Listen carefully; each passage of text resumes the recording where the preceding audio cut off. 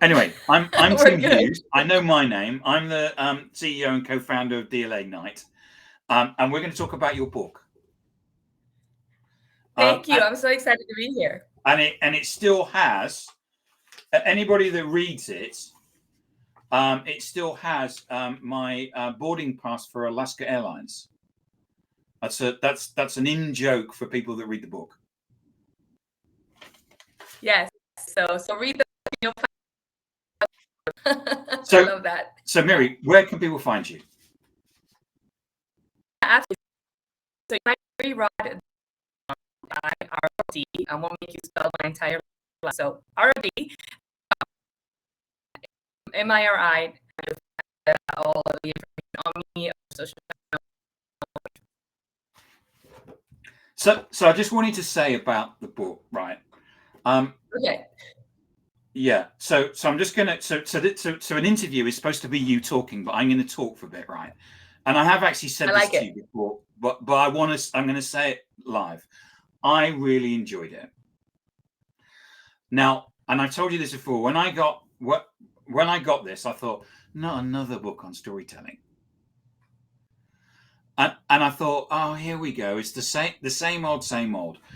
And then when I got to, I've lost my place down there. When I got to, it's like page 30 or something, where it's like, here it is, page 31. And it's like, no, this is different. Oh, I This love is a that. different book on storytelling. And I've not read a book like this before on storytelling. And I've spoken to a lot of people on this podcast about storytelling. And I've not spoken to anybody or read anything like this before. Wow. Well, Tim, first of all, I'm honored that you would say this coming from the expertise that you have on books. You yourself being an author. When you did tell me this, it's one of the greatest honors to hear this from someone like you. Because I did want this to be different for people. I wanted to democratize storytelling and make it simple for people to understand it, not as a concept that everybody was talking about, but as a practical day-to-day use that we can break through the parameters and the norms and content. So thank you. That means a whole lot. And it's interesting about what you do for a living, Yeah. because if you brainstormed and said, okay, who's the hardest people in the world to do storytelling, you'd go, well, it's probably technical people. And what do? You help IT technical people write stories, That's tell stories. correct. It's just and it just oozes out of this, because you say, I've walked into rooms where there people have said with their arms Oh, folded, we've got the best product in the world. We don't need to tell stories. that's right. And it's very it's scary every time I do it. Even today, I walk in a room and it's full of engineers and I'm going to give a talk. I'm actually going to give a talk, in an hour from now to a group of You're engineers and in Vegas at the moment in a I'm in hotel. Vegas and I apologize about the lighting. It's so little. The sun hasn't work like watching live. And so yeah, and every time, I walk in and I'm like, these group of people are going to criticize every single part of my content, and I know it, and I love it, actually. I love it, to be honest, and it keeps me over that edge. You know what I mean? So just give us, a little bit of background and give us what your view of storytelling is. Yeah. So for me, well, my background, I came into tech about over 15 years. I won't date myself, but yeah, it's been a little bit. And I came into the comms and marketing and comms field, supporting functions in verticals for different aspects of tech. And specifically at Microsoft, I've been there 10 years.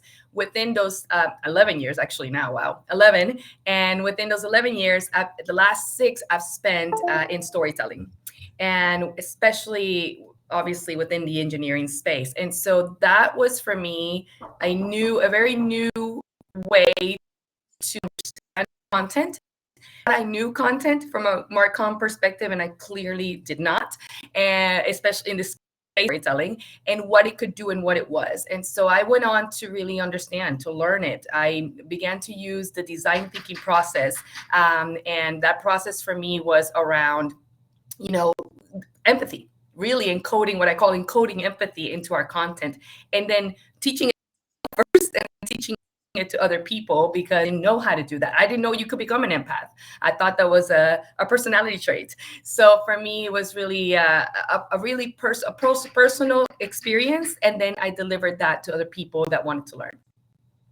And I think, what you do in the book is you explain the journey about the fact, and you're very, you share your vulnerability, which is that you admit, I was rubbish at this. Yeah, 100%. And I didn't know how bad. I was like, I literally thought, oh my God, I'm getting fired quickly. This is not working for me. And I had that fear. I did. I was like, I'm not good at this at all. And so I am a patient one and subject one in this testament that we can all become great storytellers. It's more about designing the content, becoming mindset versus just. So if we fast forward to, you've been in Microsoft now for 11 years. Yes. We had the pandemic for 2 years. Yep. Then all of a sudden AI has hit us. Yeah. Why in this post-pandemic world where we're going to write everything by AI and everything's going to do it for us, why is storytelling still important? Wow, it's really interesting to think about the pre, the during, and then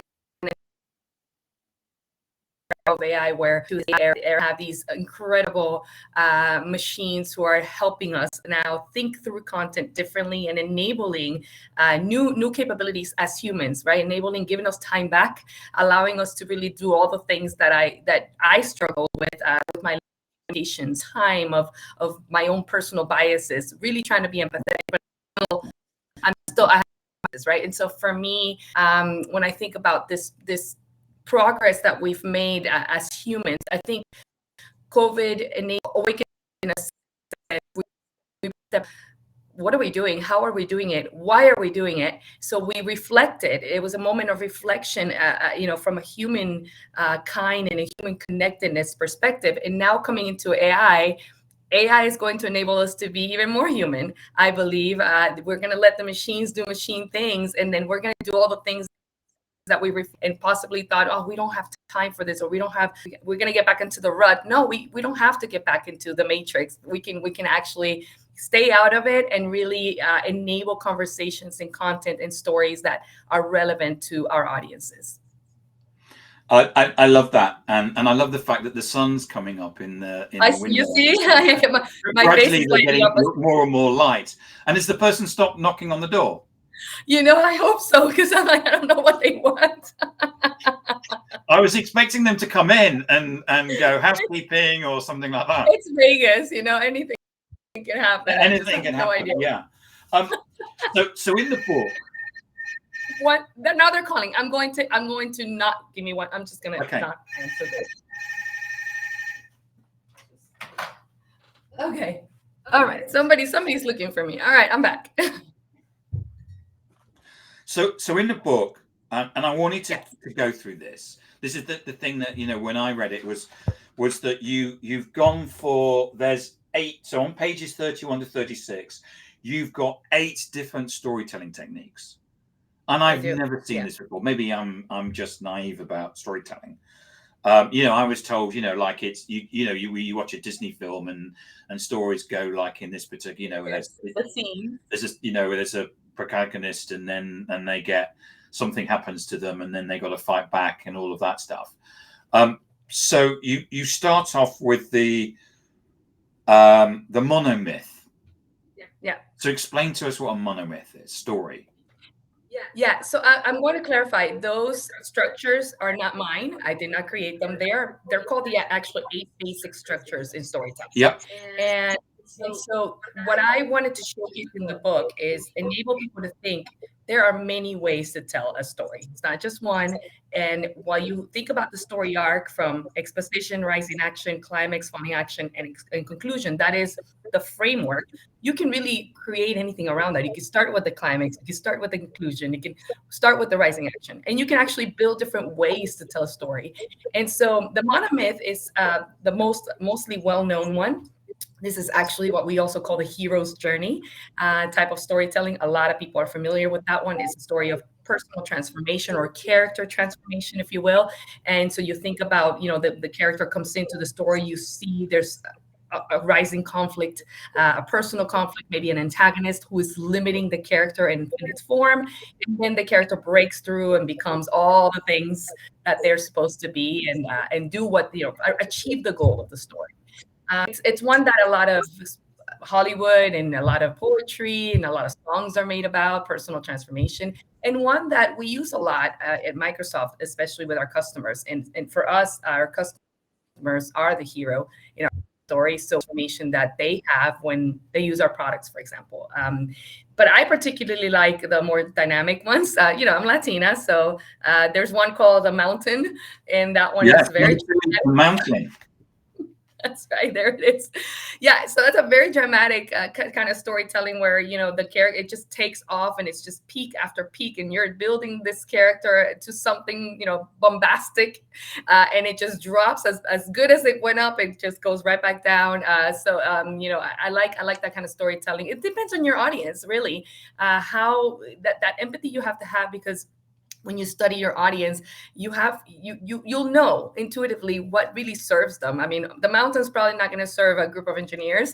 They're probably not going to like it. I tested that; they actually don't. So there's many ways to tell a story. 8 basic structures. You can create 1,000 more, and you are the designer and the owner. You are the story lord. You give towards the end. You give loads of examples about how you've walked in, and so you give an example, and I read it and I thought, well, I can't see how you get a story out of that. And then you actually go through the fact that, as you just said, when you brainstorm or you come up with a story, you don't have to start at the beginning and then go through to the end. You can actually start at the end, because if that's what the engineers or the people that you're working with want to do, and then brainstorm all the other pieces. Absolutely. False start is another one that a lot of actually engineers do enjoy. False start is this idea that you create this first storyline that's not true, right? And so when engineers are futurists, and so they really they're always thinking about things that may be, they may not be true, but they may be, and they explore that. And so when you create this world of things that may be, that are not true today, but could be, because they're creating this world, they're building toward this world, they really enjoy that kind of storytelling. So there's many ways to really explore storytelling. Nested loops. Yes. Nested loops is, for me, has served me. So I do wellness as well. It's part of my brand. I love to advocate for mindfulness and wellness. Nested loops is this idea of stories that may not may seem disconnected. Think about just one loop after another, but they are actually going to meet in an essence of a theme of a story. So nested loop serves to really tell many stories in one, and really thinking about different storylines that at the end come together in this one big umbrella of what you're trying to convey. This actually helps in marketing. A lot of marketers want to tell mini stories, but sometimes they might forget the overall story of the brand. What does the brand stand for? It helps kind of bring it all together consistently. And you can tell this mini story here, this story about, a vertical in the company that may seem disconnected. It's still the company. And so it comes under the umbrella of the mission of the brand, for example. So that one's fun. Because you talk about in the book about how in different roles in Microsoft, Microsoft has been through its own transformation in terms of the leadership. Absolutely. You now have very different leadership than you did before. And and in fact, the leadership now is insistent on stories. So there is a overarching story that comes from Microsoft, but there are stories that come down through the categories and the subcategories. Exactly. And that's the way we must think of storytelling. There are those, there's when you storytelling specifically, it serves the brand. So the brand story never ends. There's an origin part of that brand of how to be. I think of it as an entity, and it was born one day, has friends and foes, evolving as it goes. It's expanding, it's growing. Hopefully it doesn't die, right? So the story continues as the brand continues, and so that's the overarching story. Within that, there are the many different ways to tell what the brand is doing in what spaces. I mean, for us at Microsoft specifically, we are definitely focused on the AI right now. So that's a big story for us. It's not the Microsoft story, but it's a big story for us. And so that's how you can actually think of the different ways to enable the brand. You're always telling the story of Microsoft and how it's evolving and what's coming to the market. And then you're telling a story about specifically how we're enabling that in the space. So there's, it's a plethora of exploration that you can do. So then, nested loops. So then spark lines, which is this like a waves, and you've got hope at the top and Yes, reality at the bottom. So that one's actually, that's not Sparks Lines. Sparks Lines on the other side. I'm trying to work out. So that's you're trying to show it in front of the camera. Sparks Lines has little bulbs. That's the one. Sparks Lines. So that one is a little bit like nested loop, but it actually is connecting stories in a story idea. So Spark Lines, think about these kind of bulbs. That's it. Spark Lines is this one then.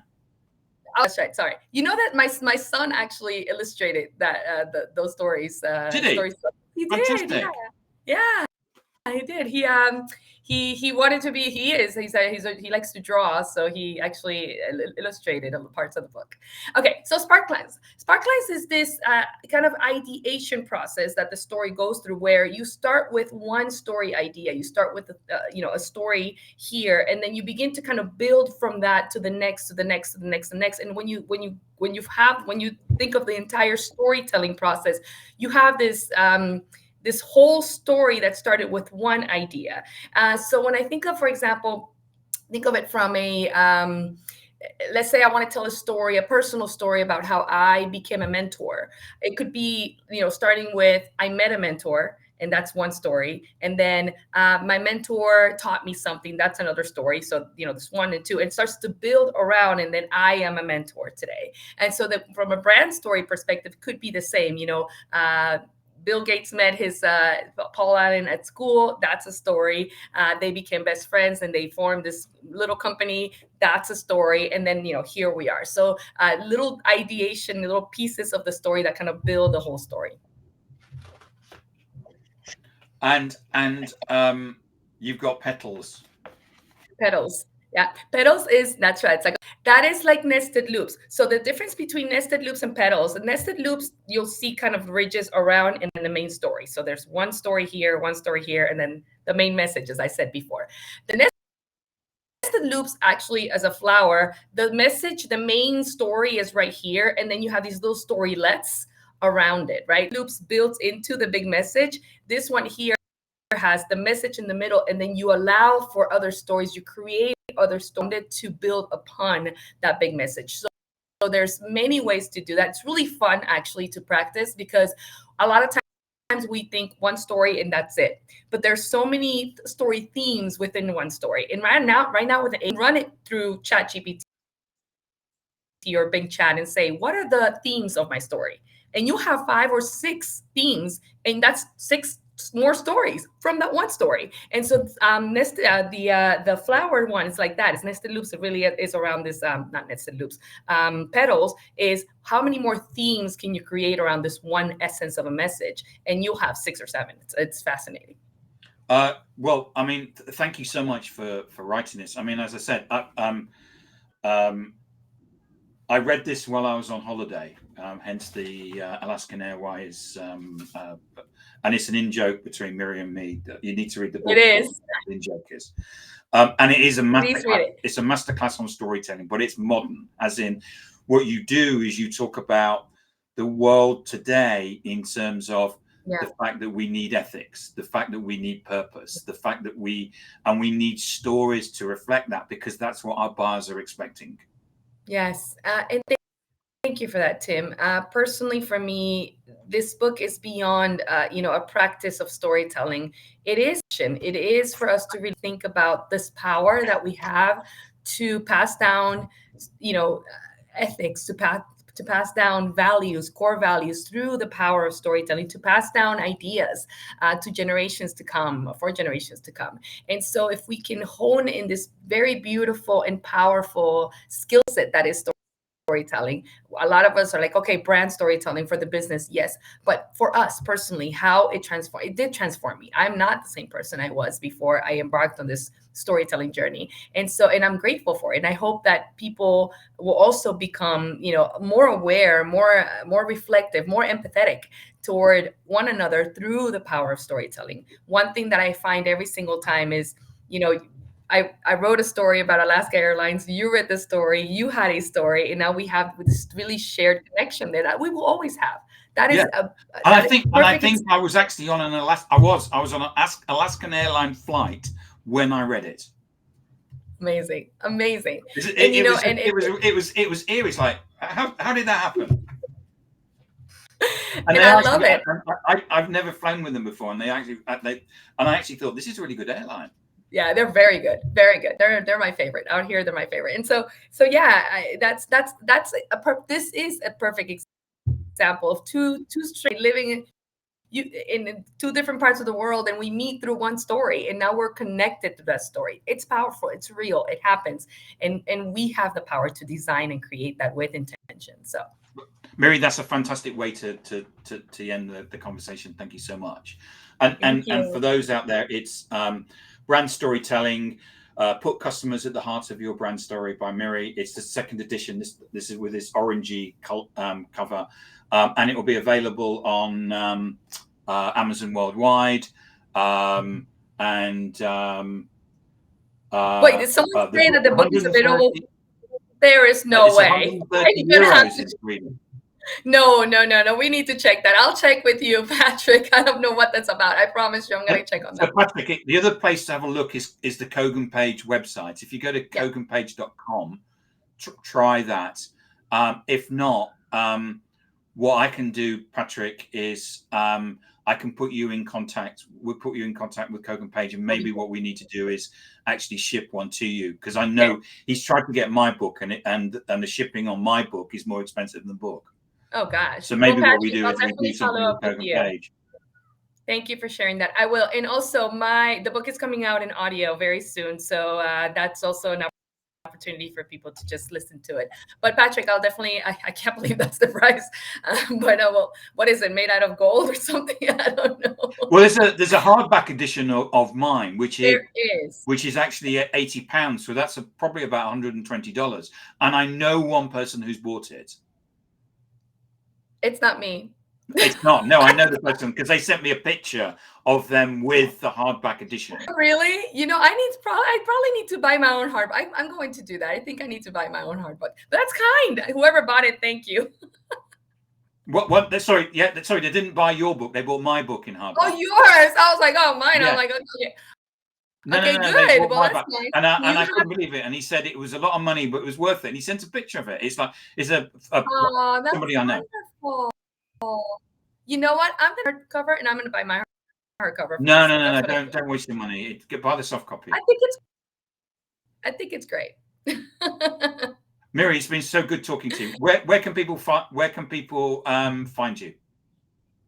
Yeah, mirirod.com. Oh, Patrick said it's the hardback version. That makes sense then. Probably if you look at Kogan Page, and the soft cover will probably be a lot cheaper. Yeah, mirirod.com. I guess people were trying to find me, and also knocking on. You've had people banging on the door. The door your fans trying to get a copy of the website. It's 7 a.m. here in Vegas. Why are you knocking on my door? No, but you can find me.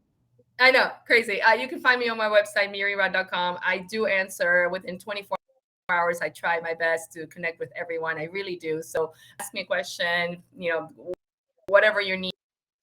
The new version is actually has the workbook, which I'm really proud of, and that's part of like the new thing. The newness of the book is that you can actually apply these concepts one by one and create your own stories through the workbook. So that should be fun.